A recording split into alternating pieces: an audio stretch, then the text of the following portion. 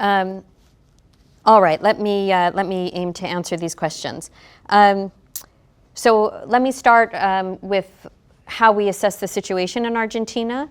As we've mentioned earlier and spoken here many times, substantial progress continues to be made in strengthening macroeconomic stability in Argentina, despite some occasional bouts of volatility. From our perspective, continued reform efforts on the macroeconomic and structural fronts would help sustain and expand the gains that have already been made, particularly with respect to the reduction in inflation, the reduction in poverty, and of course, the fact that growth is resuming. Our estimate is 4.5% this year. So some additional reforms would help sustain these gains that have been made. What specifically do we mean here? So first, monetary and FX policies will need to support a more ambitious reserve accumulation path to build adequate buffers in Argentina. This will help Argentina better address shocks, and it will also help facilitate a timely reaccess to international capital markets. Reforms could also, we advocate also for reforms aimed at improving the efficiency and equity of Argentina's tax system, along with continued spending controls and reforms, including on subsidies. And this would help further strengthen the fiscal anchor, which has been very important for Argentina's return to macro stability. Creating a more market-based and resilient economy in Argentina will also require continued reforms on the deregulation front, as well as efforts to improve the functioning and flexibility of markets, including the labor market. In all of these efforts and all of these reform areas, building consensus in favor of these reforms remains critical, including to facilitate passage of any legislation that may be required. Now, with respect to some of the more specific questions, especially on international reserves, here what I can say is that at this stage, meeting the end-year reserve target will be challenging.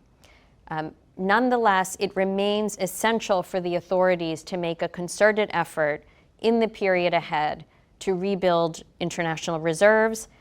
And again, that the reason why we're advocating stronger reserves is to strengthen the macroeconomic stability that has already been achieved, and also to strengthen Argentina's overall resilience to shocks.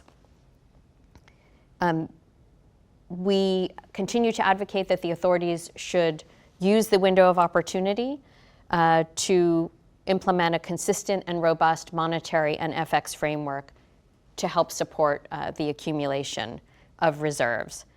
On the specific question regarding a waiver, I'm not going to speculate at this stage. That will be considered as part of discussions for the next review.